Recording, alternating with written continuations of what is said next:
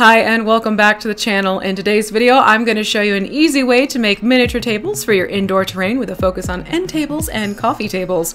Want to see how this is all done? Stay tuned and let's check it out.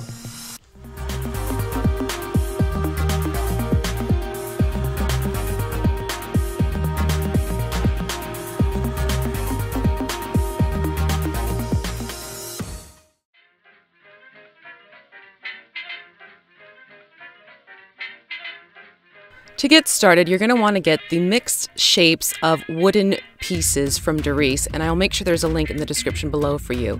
These come in a selection of ovals, circles of various sizes, as well as squares, and they come in really handy for the tabletop elements. Next, you're going to want to make sure you have medium brown from Craftsmart and cocoa bean from Folk Art. You'll first start with the medium brown and basically just start painting over the wooden pieces. This is sort of acting like a stain for you. You don't need to glop it on thickly. In case you overdo it, it may actually start marring the wood grain that is naturally in these wooden pieces. So make sure you keep it to a nice thin coat as you see here. You're also going to want to make sure you get the underside of your pieces as well, so that both sides are coated with just the medium brown. Then make sure you let everything dry completely before we move on to the next step.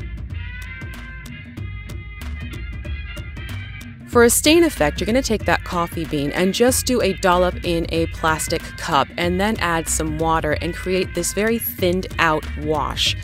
Taking that wash, you're then going to put this on the best side of all of your pieces.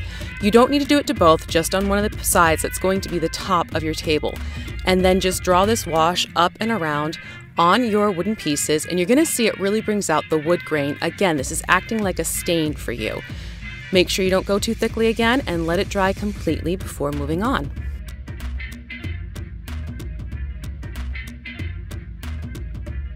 The bases are wooden beads also from Varnish, and you can get some that have these really neat glaze elements or just simple wooden beads. I decided to do a mix.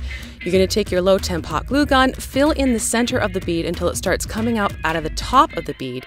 Then with your pieces down on a table, you're going to turn that bead over and place it on top of what's going to be the tabletop. This helps keep them a little bit more level and stable as you're creating them.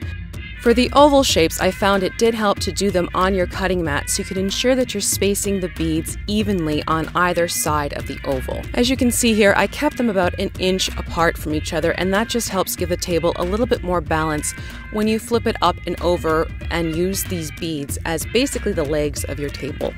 Once you know the glue has cooled, make sure you remove all those little strands and you can flip them back up and over upright. To add a little more stability to the tables, I took strips of clear plastic from blister packs from minis or fruit and vegetable containers, and it's sort of the same idea. This time you're going to fill up the bottom area of the beads with your hot glue, then flipping your table over, you're going to place this on top of the plastic strip, again to make sure that when you do this, you're keeping the table level instead of going a little bit wonky on you should you try to put the plastic on top of the upside down table. These strips just help ensure that the tables stay upright a little bit more easily when you place them on the table.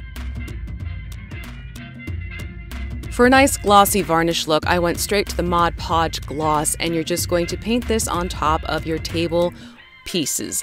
This is really focused on the top part of the table. You don't need to do this around the beads. They already have a glossy treatment on them from Varnish. So essentially just put a nice even coat of this Mod Podge gloss straight up. You don't need to thin it out or anything like that, and get it all over the exposed wood area. You can even put this on the underside if you want to make sure you get a nice seal coat going as well with this. Once you let it dry completely, you're going to have a nice glossy finish to the top of your tables to make it look like it's a nice piece of varnished furniture. And here we have our final look. As you can see, this is a really quick and easy build, but once you get it onto your tabletop, you see it adds a little bit extra to the overall look of your terrainscape. This is something that I'm using for my Welcome to BB's Place campaign, and I can't wait to show this off at D&D in a Castle. If you have any questions, please feel free to ask me down below, or you can always email me at thecraftingmuse.email@gmail.com. Thank you so much for joining me today, and I look forward to bringing you another craft soon. Take care, everyone.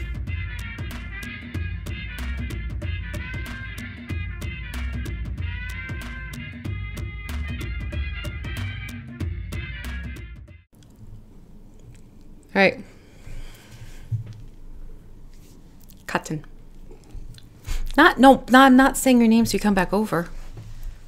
If you hear purring, kitty, right there. Or right here.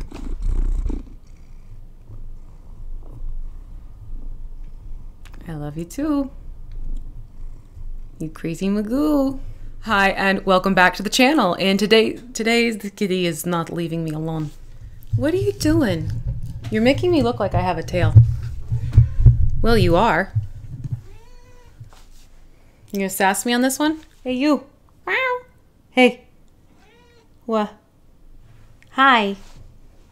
You are loud and fuzzy. That's not an invitation to come up. I know I shouldn't be meowing at you. It's asking for trouble. Ha la la.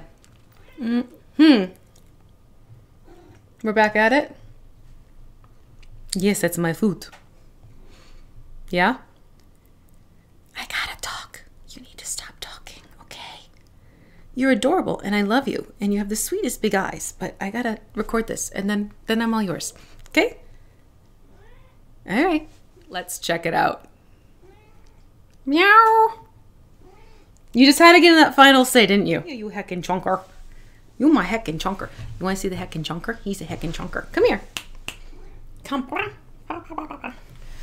Oh, hold on.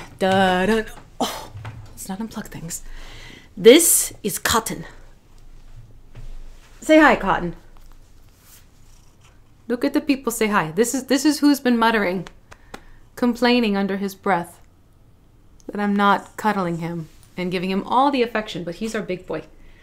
See, he just kind of keeps going and going and going because he's a Maine Coon.